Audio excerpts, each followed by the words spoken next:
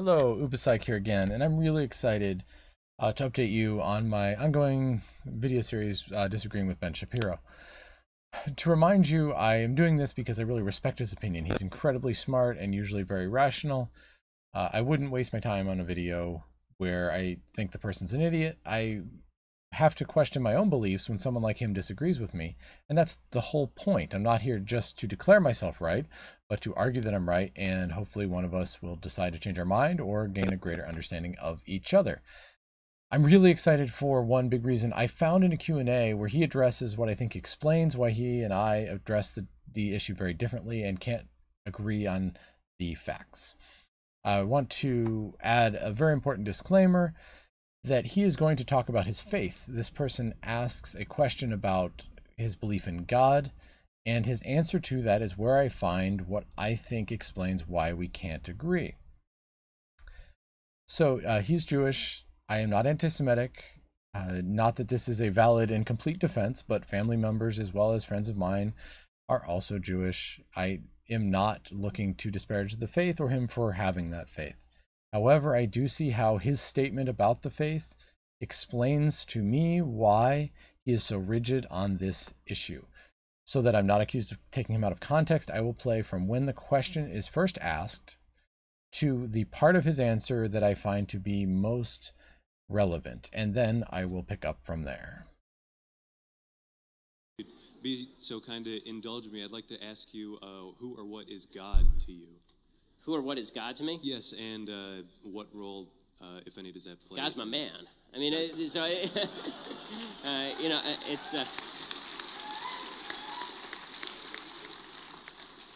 the creator of the universe, the master of heaven and earth. Who is God to me? God is, as an Orthodox Jew, I believe that God provided us a moral foundation in the Bible, and that moral foundation is, if you live by that moral foundation, you will live a happier, better life, freer of sin.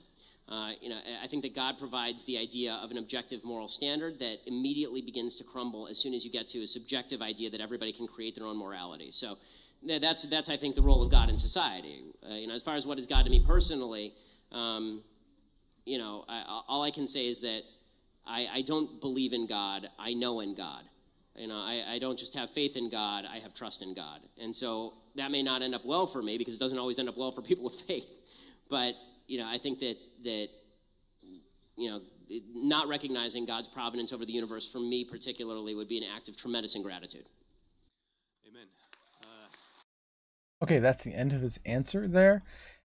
He goes on to say other things, but not about that. So I've shown everything in context. And to me, this explains what's going on here. He said, and I want to make sure I quote him as accurately as possible, so I wrote down exactly what he said, and either this will be an exact quote or a really good paraphrase, because I wrote it as I listened. He said that God provides an objective moral standard that immediately begins to crumble as soon as you get into this subjective idea that everybody can create their own morality. He also then concludes that with saying that that's the role of God in society. So first of all, he believes God has a role in society. I don't. I don't believe what he believes. And that's okay to have those differing beliefs. I'm not against him for holding those beliefs, except when they hurt other people. And I think that's what's happening here. Again, he says an objective moral standard that immediately begins to crumble as soon as you get into this subjective idea that everybody can create their own morality. So that's why he is so opposed to this idea of more than one gender or maybe many genders. To accept that morality isn't fixed and that what he has learned needs to be modified in this area, as he says, causes things to begin to crumble. And this is classic cognitive dissonance, and the kind that will always resolve in one direction. That is, that he can't let go of these ideas because they're too strongly held for too long. They're too important to him. So he will always resolve with that until there's overwhelming evidence, or if he gives a little more thought to it, because clearly, again, he is not lacking intellect to make this realization that I'm saying he should make. And of course, feel free to argue with that. And here's the really interesting part. I have seen this before. I had a familiar feeling, almost of deja vu. Now I know why. I've seen this exact precise thing before. What I've seen before is I will talk to people who are very rational, and all of a sudden there's just this mysterious wall where they're not listening. They're not interested in facts, or it seems like they're not processing them even if they do listen. Examples are talking to a hardcore creationist about evidence for evolution. They're not listening. They don't care how good the evidence is. They have better evidence. They have something else they believe in more strongly that is immune to evidence. And while they can listen, they usually don't. And if they do, they still reject it no matter how strong. Similar, if you've ever criticized veganism to a hardcore vegan, they get just as defensive. I've tried to point out to them research. Have you seen this research that vegans don't live as long as non-vegans? Usually straight up denial. Wrong. They won't listen. The downside of both of these is they fail to learn and get better and get smarter and make correct, accurate decisions about the world and how to interact with it. So the vegan denying what I have to offer, by the way, I'm not trying to talk them out of veganism. It's actually special considerations of mistakes that vegans make that lead to a shorter life.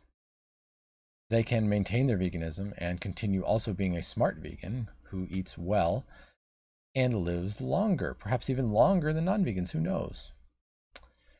And the same with a creationist not listening to evolution. They might fail to understand psychology or biology because they can't accept evolution as true. By the way, you could hold both beliefs at the same time. Maybe I'll explain in another video, but I don't think they contradict. But your typical creationist will reject anything about that sort of idea that there is evolution. So in the same way, I think that he sees this evidence as counter to something very important to him. I say, I don't have an existing belief. I just want people to be healthy and happy. So let me follow the evidence. And I say, yeah, it sure looks like transgender is a real thing. It's not a disorder. It's not a delusion. And that people will suffer if we deny them their real identity stemming from real things. And that is important to me. And I will always defend people's safety and health, particularly psychologically, since I claim to know about that. And I would say that his idea will lead to mistreating people. And we've seen this same trajectory happen with sexual orientation. Because of strongly held beliefs, people denied that it could be real or natural, blamed it on demons and said it was, something that needed corrected. It was disordered. We've been down this whole road. And let me be clear, no one needs to be talked out of that as their belief. I still know people who think it's wrong to be homosexual. I've never tried to take that belief from them. However, it is extremely important that we have extended rights to people who are not straight, because it never was their choice and it never was disordered. And people were being harmed by being denied their true reality of who they actually are. And this is what's happening here again. When we have all this evidence that people who are transgendered are really transgendered, it's not a choice, and that they will be healthier if they are acknowledged than if they are not acknowledged, then that's what we must do on a societal level. God's role in society, by my view, is to get out and to stay into your private life. So Ben and others absolutely can and should deny themselves a transgender identity if their belief system says it is wrong. We already do that. Morality serves a purpose.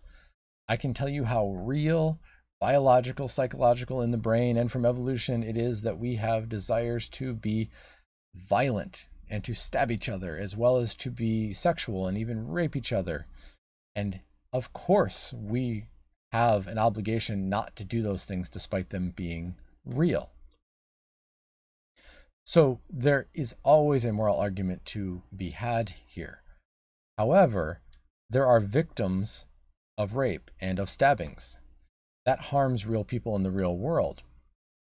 Until we have really good evidence that being transgendered is a direct cause of harm to that person or others, it is unethical to deny that identity. It is more like sexual orientation or any other aspect of the self that seems to be harmless and legitimate. And in fact, people are healthier by being treated correctly.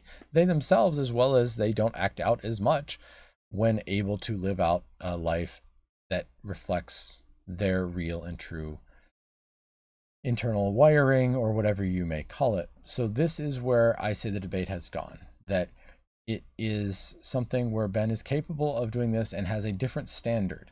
And perhaps this is okay on some level, but I hope it can be acknowledged for what it is. I am just looking at the evidence and saying I don't have a particular stake in the issue other than what is true and healthy. And so the evidence all leaning strongly towards transgenderism being accepted and real makes me say, why aren't we doing that? It's important. People are being harmed by not doing it. For Ben, it seems that he would have to have some of his basic ideas crumble, and I understand that that's difficult for him, and he doesn't want to do that. So he's waiting perhaps for more overwhelming evidence, and I sort of understand that. But I'm going to continue fighting on it because I believe the direct result of that is discriminatory and harmful. If, to be consistent, there is evidence that this is directly harmful to people to acknowledge their identity, then I am even willing to switch sides on this. But right now we don't have that evidence. In another recent video, I have even talked about the evidence that discrimination is the cause of all the problem in the transgender community, and talk about one study where children who are raised in the gender they identify with are as healthy as cisgendered children. If that holds true over time, the answer is clear. Dignity is more important than religious beliefs. Health and happiness should not be made secondary to any of those things in the public sphere. This is UbiPsych. Please join me next time where I will see psychology somewhere else.